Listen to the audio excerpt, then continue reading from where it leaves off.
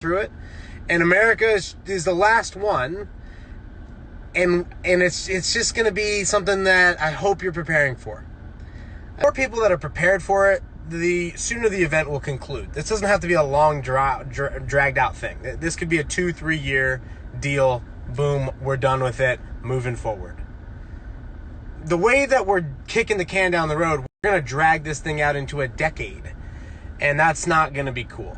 It'd be much better just to default on the national debt, have a 2-year depression, lose some businesses, do some bankruptcies, retool, and come out ready for the 21st century. That would be the much better, but it's not going to look good for the political elites. No one wants to be in office when they were in charge of printing trillions and trillions and trillions of fake currency and then just suddenly stopped. So what they're going to do is they're just going to let the brakes on this train just burn off, and we're going to run this thing over a cliff into full financial collapse.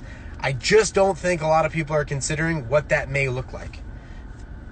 The electricity is not on, I'll tell you that. That's the first thing that happens. And that might be a really positive thing long term, because decentralizing the energy grid would be brilliant. That'd be great if everything out here produced its own energy. There's no reason why all this sun hitting this roof can't be producing its own energy. There's no reason that the energy here should come from a power plant 50 miles up the river.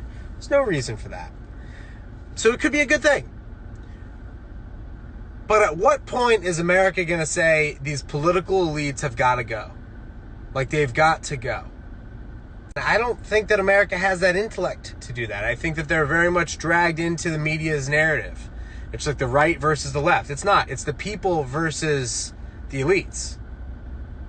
There's no beef here between the right and the left.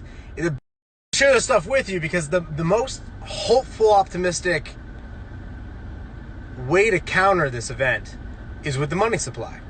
If people move to having hard stores of value, silver, gold, copper, digital stores of value, hard digital stores of value, cryptos like Bitcoin, there are many other cryptos. There's different cryptos for different networks. There's a kid in middle school that came out with a Billy coin. He just grabbed some code, made his own little cryptocurrency. Whole middle school is trading around in Billy coin. So there's ways to do this, which is pretty cool. I mean, you trade with your neighbors and have hood coin, and just it's just like when I do you a favor, then you do me, we just trade that back and forth. It's just a way to keep record. It's a ledger. It's a balance sheet, basically. And that's all cryptocurrency is. It's just an accounting system. It's like QuickBooks on crack. All right, it's on your phone, my phone, dude's laptop's running it. Simple, right? We're going to need to have a conversation in this country about sidestepping the political elites.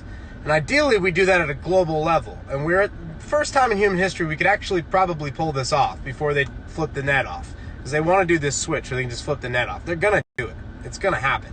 But Elon's already got his satellites up. So we're close to getting free here. We're going to leave the plantation, folks. We're close.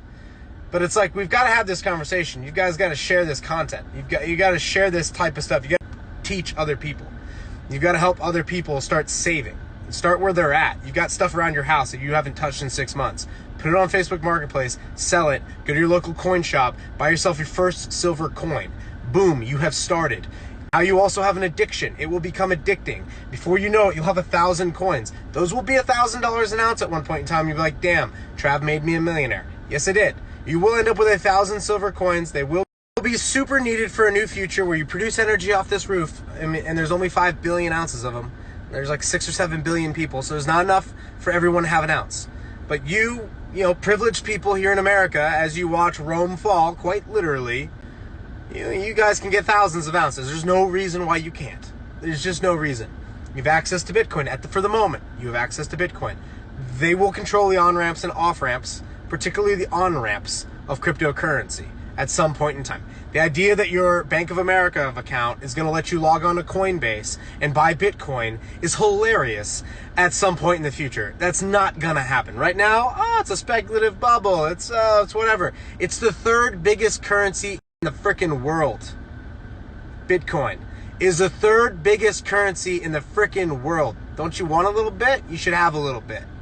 You should definitely have a little bit. What if the power goes out? It's silver, dude. Controllable and non-printable by the political elites. They can't manipulate it. We're gonna have to sidestep them. That means your brothers and sisters and friends and family and mom and dad, you're gonna have to get them into a harder currency and get them to sidestep. Or we're going to have an epic war. I mean, it's going to be, who knows? Because you can never really predict how a war is going to go, because you always think it's going to go like the last one, and it's not. All that old technology is completely obsolete now.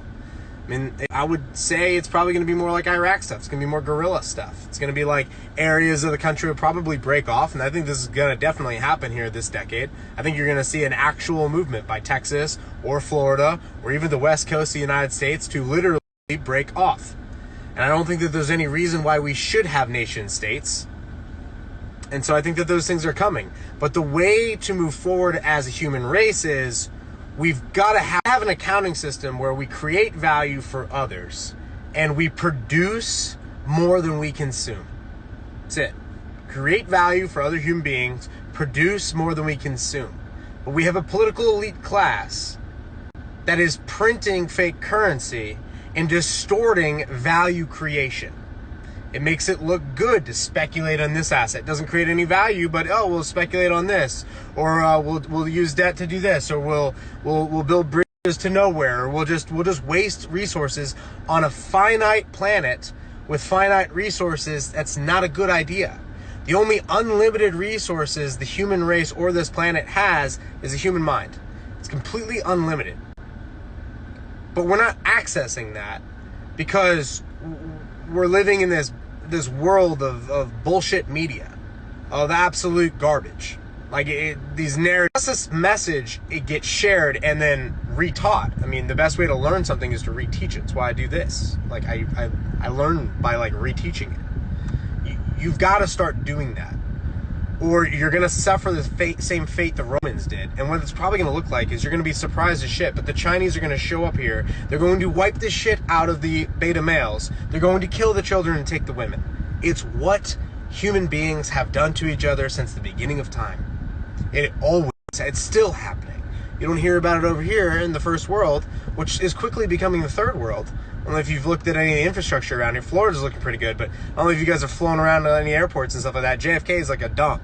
All right. And it's like, I mean, the highway systems, potholes in New York City. I mean, it's a dump. And it's just getting worse. And then our own people are smashing in windows and then, burning buildings. I mean, there were many generations that walked by the pyramids and wondered who built them. How did they build them? We still don't know, right? But like at some point, humanity was at that level where they were doing epic stuff. Now, I don't know if that was like productive economic investment. Maybe they're tombs. Maybe those things are power generation stations. They happen to be at some weird spots as far as GPS locations.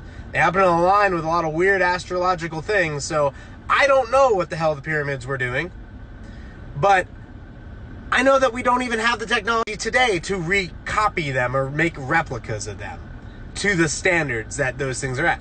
And society is just how we go. Ultimately, it's a longer term track. But we're in a spot in history where, we're on the decline.